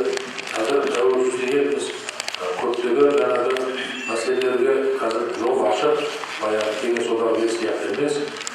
Сондықтан үлес қосуға солай болады. Ал енді жеке өз басыма келсем, енді біз бірнеше рет қажыға бардық. Сіздер Google дегенді жақсы білесіздер. Содан менің аты жөнімді берсеңіздер, Бейбіт Сапаралы деп, сол өмірбаянда шығады, орысша, қазақша, мақалдар да шығады, айтқан пікірлеріміз де шығады. Енді бірнеше рет Умра қажыға бардық, бірнеше рет үлкен қажыға бардық. Енді үлкен қажылық әр сәті ұмытылмайды. Қажылықта Меккада, Мәдинада көргендеріміз бір кезеңнің жарқын болып тұрады. Өйткені Құдай тағала айтқан, мынау Мекка, Мәдина, Мәшит әл-Харам, Пайғамбарымыз саллаллаху алейхи вассаламның мешіті, Мәшит әл-Ақса, осы үшеуіне Дажжалдың әскері, шайтанның әскері ешқашан кіре алмайды. Сондықтан бұл өте қасиетті жерлер. Ол жердегі әрбір сәтіңіз, әрбір секундыңыз кейін жадыңызда тұрады, айқын болып тұрады.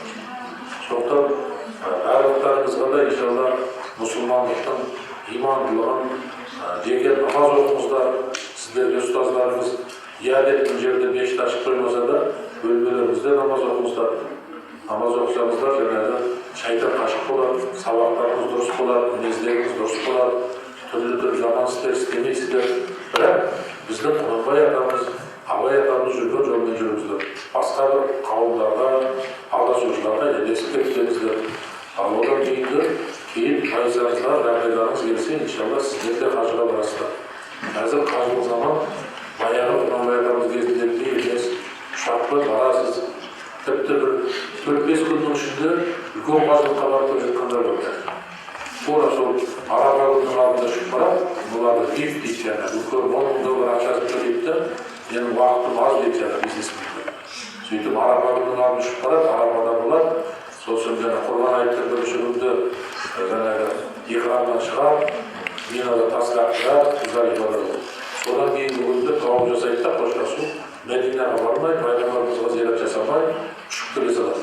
Осындай да жедел қажылықтар бар.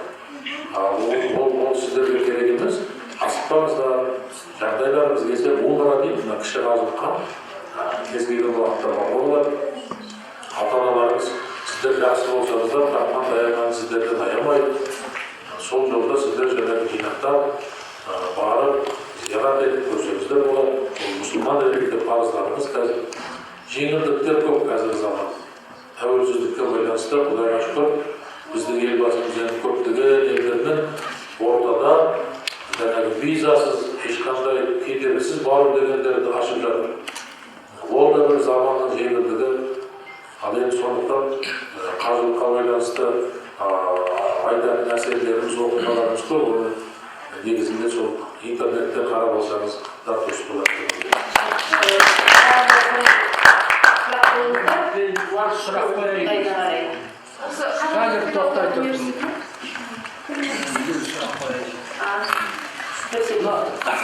Құнанбай 4 жылға сотталды ғой.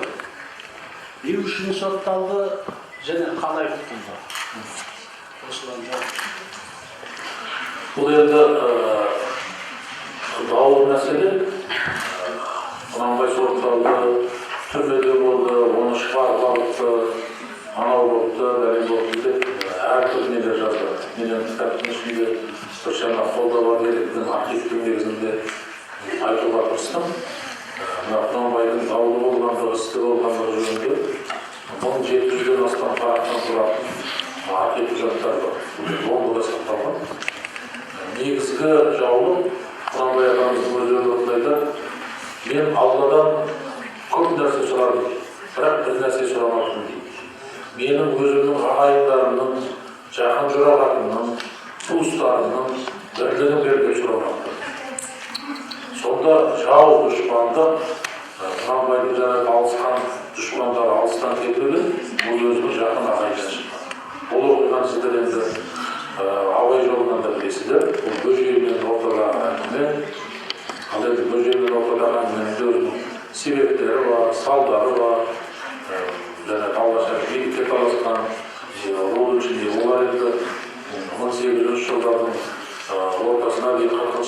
дейін бір болған, бір ағайын бөжейдің бұл бөтен еместігі белгілі, оның әкесі Ералы деген әулиелер болған. Ералының әкесі Кеңгірбай би, Тобықтың атақты биі. Сол Кеңгірбай би атамыз өзінің Тобықтың билігін Абылай ханның қасында жүрген сол билігін кімге береді деп жүрген кезінде Зере анамыз Құнанбайды ертіп 3 рет баратын оқиғасы бар. Сонда кейіннен Кеңгірбай қолын теріс жайып батасын береді. 9 ата толғанша түгілін ешкім ашпасын dedi. Сонда 9 атаға дейін Құнанбайдың жаңағы ұрпақтарында сондай жағдайлар болған. Ал енді Кеңгірбай сол билікті мен өзім Ералы балам сұрап келем, соған берем ба деген ғой. Сонда Өскенбай алып Өскенбайлар барып жаңағы Құнанбай атаны. Сонда Құнанбай атамыз ол Ералыны Кеңгірбайдың баласы Ералы болса, Ералының баласы Бөжей, оған жаман қарауы мүмкін емес. Өте жақсы қараған, Тобықтың ішінде бірге болған. Бірақ та ол кезден айтып отырмыз, мынау орыстың болғандық идеологиясы осы жағдайға келді. 1822 жылғы хандық жүйені бұзу, аға сұлтандық сайлау, би болыстарға бөлу алда билігі. Сол кезде жаңағы арыз жазушылық дәстүрді ашылды. Сонда мысалы Құнанбайдың үстінен омбыға арыз жазады. Көп жыл арыз жазған, 20 жылдай созылмалы болып жүргендері бар. Кейін жаңағы аға сұлтан біраз сондай істерді бұл кісінің Қарқаралыда мешіт салып, өзінің әкесі Өскенбай асып берген кезінде жапқан істері бар. Оның бәрін қалай түсінуге болады? Ол жаңағы генерал-губернатор Гаспар, генерал-губернатор Вишневский, Колпаковский сияқты, Гудковский деген сияқты осы сөйлік немістерді, жаңағы еврей жартыс немістер, солар Қазақстан қарасын биледі. Олардың түпкі мақсаты қазақты бөліп-бөлшектеп билеу. Оның ішіндегі Құнанбай сияқты тұлғалар қазақтың қанына айналып кетпеу. Сондықтан оларға сол өзінің ішінен шыққан, өзінің жағынан арызын жазып отырған адамдар керек болған. Сол себепті омбыға барған кезінде жаңағы бірнеше жағдайлар болған, сіз айтып отырғандай жаңағы іс қозғалып, сол іске байланысты тергеулер алынған. Ол кезде Алшынбайлар ортаға түсті, басқа да адамдар болған. Даулы жағдай созылған. Бірақ негізгі себеп сол Бөжей. Өзінің жаңағы руласы, жақыны, негізгі ең басты себеп сол өзінің Тобықтың ішіндегі билік мәселесінде текстіру. Ол кейін ұрпақтарына да жалғасты. Абай атамыздың Ибрахимді сабағандығы, Оразбайдың жаман болғандығы, ол да бір даулы мәселелер. Шәкәрім бола ма, болмаса Оспан бола ма, басқа кім бола Құнанбай ұрпақтарынан деп жазған. Кейін тіпті көңілім қалды, достан да, дұшпаннан да, алдамаға кім қалды, тірі жанда деп Абайды қатты күйіп жазатыны, досынан да, дұшпаннан да көңілім қалды деп, сол Ербол айтады. Өзінің досы, бірге жүрген бағана айтқан Ербол, сол Ербол болыстыққа түсер кезде қарсы жағына қарай сол жаңағы алып кетеді. Сонда мен бірге жүрген, бірге тұрған сол досымнан көңілім қалды деп. Ол енді сол кездің оқиғалар. Оған біз қазір төрелік ете алмаймыз. Бірақ та жаңағы дұшпандары айтып көрсететіндей, болмаса біздің жаңағы Абайдағы өлеңінде теріс сөз айтып көрген, кейін солар кезінде теріс сөз айтып көрген адамдар бар. Олардың атын атап айтсам да болады, болмаса сіздер жаңағы сайттарда менің мақалаларымнан оқып алсаңыздар болады. Олардың көздегендері аяғы аталықпен бір жағынан өздерінің түсінбестіктері, екінші жағынан аталық жаулықтары бар, сол себептен айтып келген сөздер болды. Қазір бірақ әлі күнге дейін Құнанбай тақырыбы архив мәселесінде толық ашылып кетті деп айта алмаймыз. Осы бір апта бұрында Семейдегі республикалық Абайдың мұражайының басшысы Жандос деген азамат сол Құнанбайдың осы істі болғанына байланысты, тағы басқа жағдайларына байланысты, Абайдың болыс сайланғанына байланысты құжаттар табылды деп, және басқа сөздерді жариялады. Сондықтан жинақ үкіметіндегі 10 мыңдан аса есеп жоқ. Құжаттар әлі де сабылады деп ойлаймыз. Сіздер уақыт білесіздер. Bir сұрақ қояйық, соған жауап берсінге. Қойыңыз. Мен ұлайатына қазалық педагогикалық университетінің педагогика және психология институтының дефектология бөлімінің бірінші курс студенті Абдрахман Молдағұлова. Мен сізге қояйын деген сұрағым, Құнанбай қажы діннің жолын өте қатты ұстанған адам. Bir кездері осы Қодар мен Қамқаның ісіне байланысты Абайдың өзі Құнанбай қажыға қарсы шыққан кездер бар. Өз әкесін өзі ұнатпаған кездер бар, сол бір істер үшін. Осы енді Құнанбай қажының қатты ұстанған діни ұстанымдарының Абайға, Шәкәрімге және оның басқа да шәкірттеріне ықпалы қаншалықты болды? Рахмет. Мен жаңа басында көңіл ойып тыңдасаңыздар айтып өттім. Ол енді романдағы оқиғалармен өмірдегі оқиға олай болмаған. 1851 жылы болған Қодардың хан оқиғасы. Ол кезде Абай Ибрахим 6 жаста. 6 жастағы адам 46 жастағы әкесіне қалай қарсы сөз айтты? Еш ол айтқан мүмкін емес, ол оқиғаға араласпайды да, ол жөнінде балаларының кеңесін сұрамайды да, жалпы торғының барлығын жинап та сұрамайды. Ол кезде өзінің дәстүрі бар, әр рудың өзінің көсемі бар, биі бар, солар ғана қатысады. Сосын куәгерлері бар, шариғат соты деген осы сондай. Ал енді Құнанбай атамыздың шариғатты қатал ұстағандығы ол қазақтың бір жолы деп ұстаған. Оны мен жаңа айтып өттім. Есім ханның ескі жолы, Қасым ханның қасқа жолы, жеті жарғы бар. Солардың негізінде ұстаған. Ол өз жағынан бір басқа бір шариғат шығарып, болмаса басқа бір құқым шығармаған. Ол қазақтың бұрыннан келе жатқан жаңағы дәстүрлі жолды ұстаған. Бірақ соны қатал бекем ұстауға тырысқан. Ал енді оның діндарлығы, оның тақуалығы әкесінің баласына берілген. Ибрахим Құнанбайұлы сіздер ойлағандай, ол философ, бірдеңе, анау, ондай адам емес.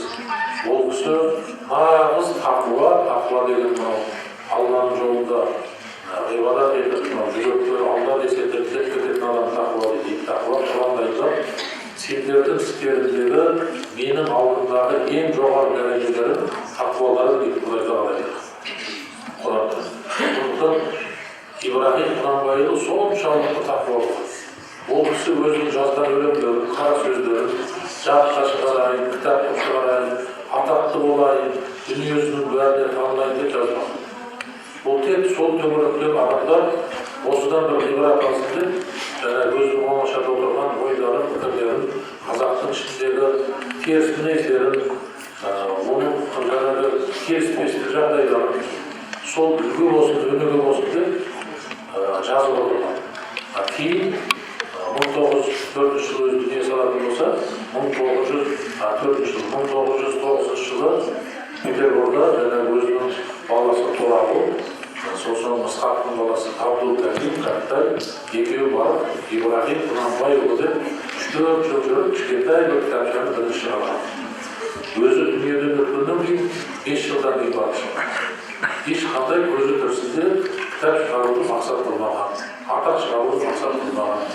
Қазір дүниесінің ең үлкен басшылары, біздің елбасыларымыз қайран қалып оқитын Ибрахим Құнанбайұлының қара сөздері ол сол кездегі медреседегі оқитын балаларға жазылған. Өйткені ол медреседе оқып жатқан балаларды көрді, өзінің әкесі Құнанбай ашқан 1850 жылы ашылған ескі медреселердегі медресе болды. Сол не кітап оқып жатсыңдар, неге үйреніп жатсыңдар дегенде, ол тек қана шариғат кітаптары көрсетті. Сонда Құнанбай атамыз айтқан, бұл өмір деген өте қиын, өмірде талай нәрсе бар. Сіздер тек қана шариғат аясында ислам мемлекетінде өмір сүріп жүрген жоқсыздар. Біз қазір Ресеймен одақтасып өмір сүріп жатырмыз. Басқа да көп жағдайлар бар. Сондықтан сіздер дүниенің ғылымының бәрін білулеріңіз керек. Дүниенің ғылымдарын игеруіңіз керек деп, өзі мысалы Европада не жаңалық болып жатыр, әлемде не жаңалық болып жатыр, солардың бәрін оқып отыр. Соны білу үшін мына қара сөздерін жазады. Соны анықтап оқып қарасаңыздар, ол медреседегі балалар дұрыс қазақ болып, дұрыс мықты еліне қызмет ететін адам болып шықсын деп жазған ғибрат өсиеттер. Ал оны қазір біз бүкіл әлемнің ғұламалары болып, елбасылары болып оқып жатыр. Содан өзімізге өнеге тәрбие алып жатырмыз. Бұл туралы біз енді көп естіп жүрміз, білеміз.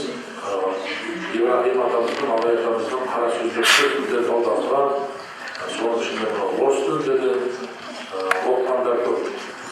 Жақында ғана осы күні 60 жасқа толған атап осыдан ауысып деген азамат Қазақстанның азаматы, осыдан Қазбұлақов дегендер бар, Жахат Мұтаев дегендер бар. Солардың бәрі Абайдың қара сөздерін оқыған, Абайдың өлеңдерін оқыған.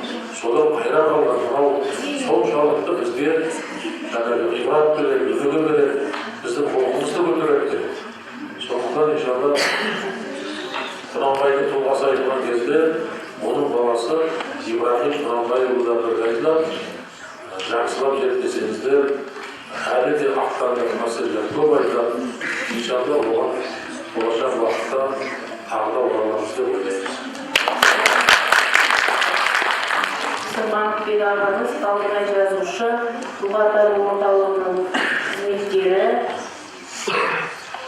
Мынау жиынымыз өте қуанатын, өнеге алатын жиын. Бейбіт Сапаралы деген ағаларым ұзақ жылдан бері зерттеп келе жатыр. Біздің президентіміз Нұрсұлтан Әбішұлының балалық шағы туралы кітап жазды кезінде. Енді мен айтқан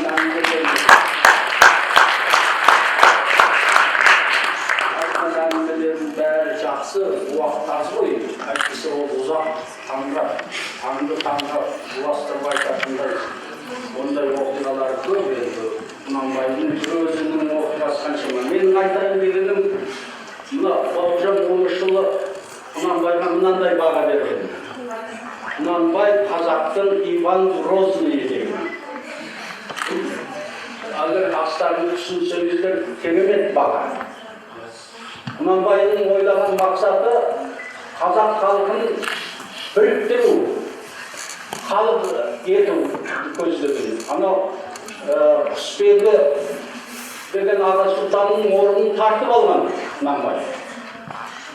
Құсбегі деген бұл төре тұқымнан Құнанбай айтқан, бізден қазақтан неге өзіміз билемейміз деген мәселе қойған. Сөйтіп, кім бар, анау Алшынбай бар, солардың көмегімен Аға Сұлтан болды.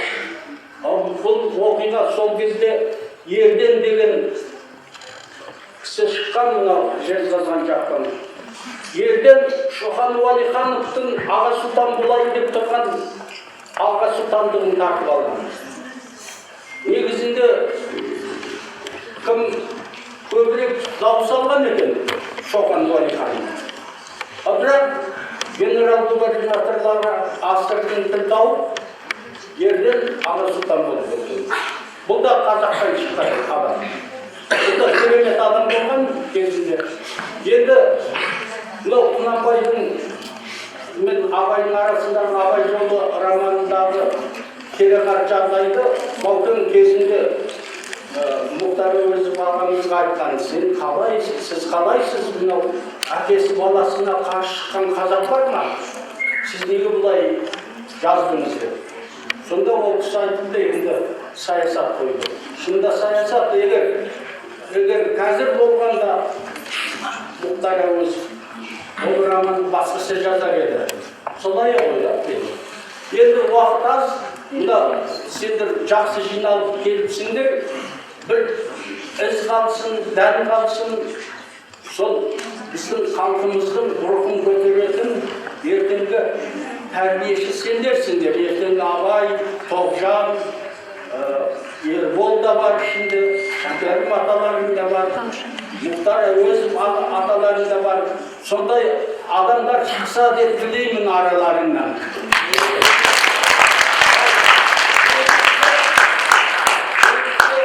Мұнда бір рахмет келгенім.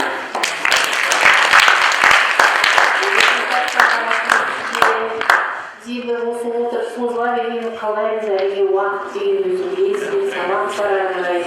Бірақ алайда бүгін өте үлкен ғибрат алып, сіздер түгілі өз үлкен профессорлар, мұғалімдер мұнда өзінен ғибрат алып отыр деп ойлап отырмыз. бұл енді бастамасы шығар деп ойлаймыз. Болашақта Бейбіт Сапаралы бізге Әлиде Талай өзінің Құнанбай, абайтанушы ғой, абай туралы, Шәкәрім туралы ойларын әлі тыңдаймыз деп ойлаймын. Енді бұл кісіге рахмет айтамыз, бірақ әлі кешіміз аяқталған жоқ, қазір жалғасы бар. Жастар енді өзінің ықыласын, ниетін, әнмен бергісі келіп отыр. Рахметін сіздерге. Бір-екі студентіміз бар, ән айтамыз деп өзі ықыластарын отырған, соларға жол береміз. Осы қазір араларымызда басқа университеттің мұғалімдері, студенттері де отыр, келіп естіп келіп отырған. Қазір енді ұлттық аграрлық университетінің студенті, Талғат 2-ші курстың студенті.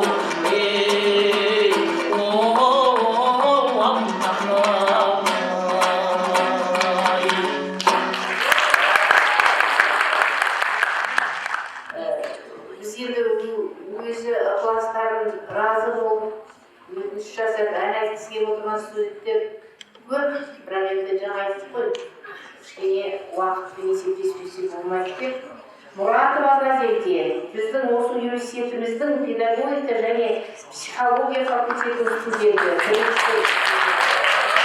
Аяулы адам білелерін сыйласы келді.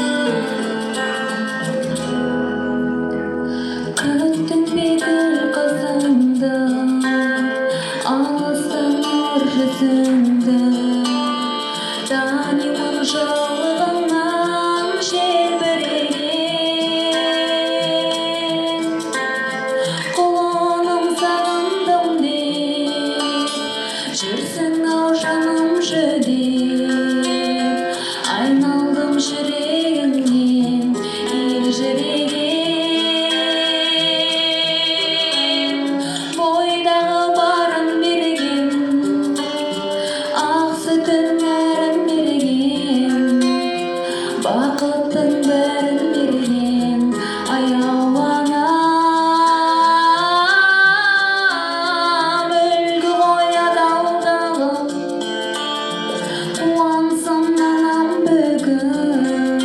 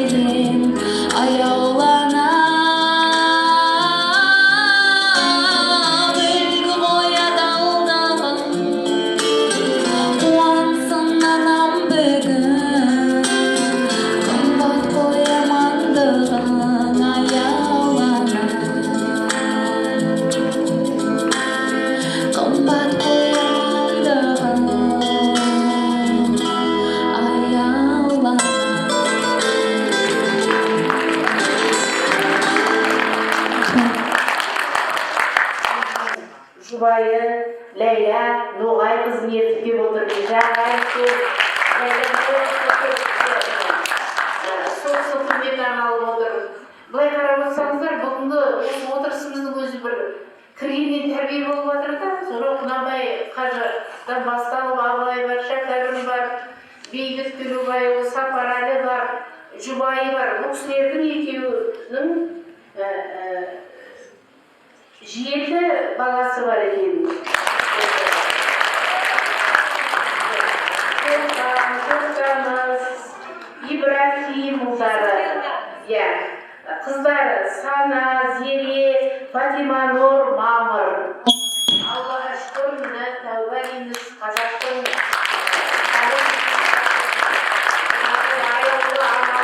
аяулы жар, осындай азаматтың қасында жүріп бала шағасын тәрбиелеп отырған қыздарымыз үлгі алуға керек. Міне біздің қазақтың саны көбейтіп, қазақтың үлкен азаматтарына осылай демеу көрсетіп қасында жүру деген. Бүгін бәрі біз үшін тәрбие. Сонда сізге рахмет айтамыз. Ғажап, химай отырмыз, әрі қарай жалғаса бер дейміз. Берсекеде күле отырмыз, бірақ енді сабақтарымыз бар, әрі қарай өздеріңіздің. Бүгінгі мынау осы кешке себеп болып Алла Тағала бізге шынында жіберіп отыр. Осындай сіздердің сана сезімдеріңіз оянып, жан дүниелеріңізге сондай бір азық алып отырсыздар ғой, жан азығы. Солай ғой? Сондықтан осы бір отырыс сіздерге әрі қарай кейінгі өмірлеріңізге үлгі ықпал тигізеді деп ойлаймыз. Бейбіт Төлеубайұлы, Сапарәліге мың алғыс айтамыз, өте тамаша дәрісіне рахмет айтамыз. Дана Мұқатқызы, сіз әрі қарай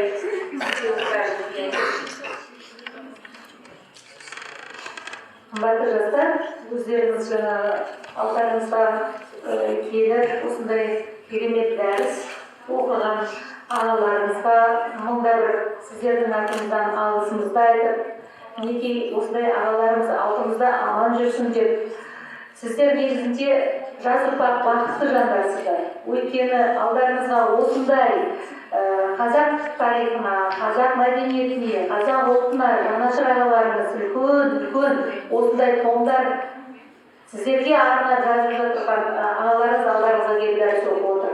Бұл бірінші рет емес, бірнеше рет бұл алдарыңызға үлкен дәрістердің өткені. Сондықтан осылай ағаларымыз аман болып, дендері сау болып, семья жанұясы менен бақытты болып, сіздерменен біздерді қуанта берсін, үлкен еңбектер. Ал енді қазір ағамыз бізге жай келмеген екен, үлкен сый-сияпатын ала келіпті.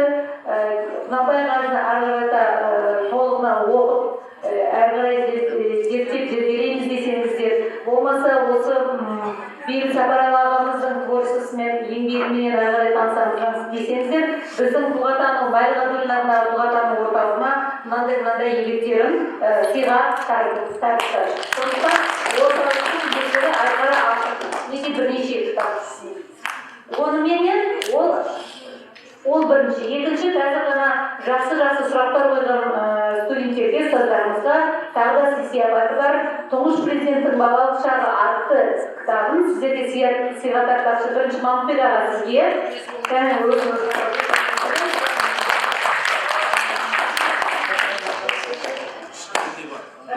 Қолтығы бар.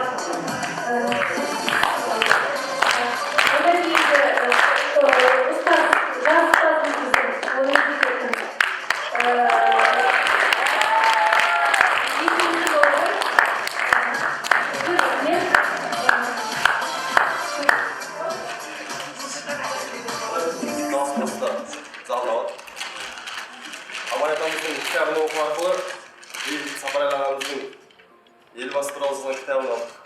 Абай атамыздың еңбегі арқылы біз кез келген нәрсеге қалай да төте жол жасаудың жолын біледі екенбіз.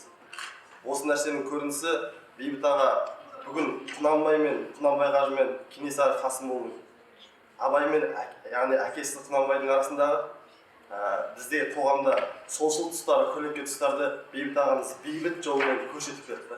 Және біз осы нәрседен ағамызға, Бейбіт Сапарәлі ағамызға осы сапарыңыздағы атыңызға байланысты айтып отырмыз. Осы Абай жолдегі өткен сапардағы біздегі көлеңкелі тұстарды өздеріңіз бар кезде, яғни тарих шынайы біз қолда барда бағаламайтын халықпыз ғой. Тірі кезде өздеріңіз, тірі кітап кездеріңізде алға қалсақ деген оймен ұйымдастырылған бір осы шараға мұрындық болған, яғни Мәлік Қабылбек атындағы орталыққа алғысымызды білдіреміз. Ең бірінші осы арнаға біріктірген Аллаға шүкір дейміз. Және мен өзімді таныстыруды басында жөн санамадым. Негізге десеңіз, мынандай тау тұлғалар тұрғанда біз кімбіз деген нәрсе болды. Бірақ сонда да балалық шақтан болашаққа деп бір кітап болғандықтан мен балалық шақтан болашаққа бір-ақ нәрсе айтқым келеді. Абай атындағы мектепте оқыған едім бала күнімде, 11 жылдай. Одан кейін Абай атындағы университетке 2005-те түскен едік, 2009-да соны Абай атында бітірдік. Сосын Абай атындағы дарынды балаларға арналған мектеп-интернатта 4 жыл ұстаздық еткен. Неде шәкірттеріміз отыр екен біздің. 4 жыл сол жерде сабақ бердік. Сосын неде 2 жылдай қайтадан Абай атындағы университетке магистратурада оқуға келіп, сосын Абай атындағы болса өзіміздің қара шаңырақта ұстаз болу бақыты маған келді.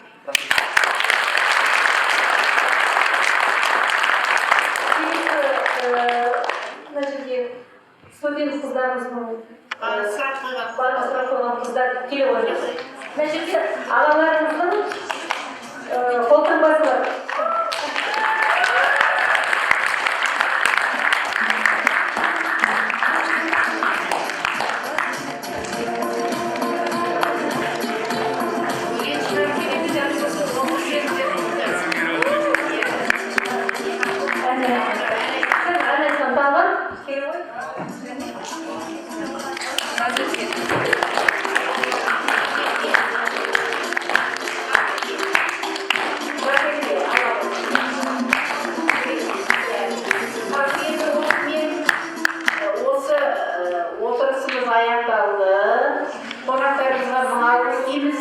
Студенттер Бейбіт Төлеубайұлы Сапарәлімен бірге сурет түсеміз, үлкен ескерткіш шығармыз.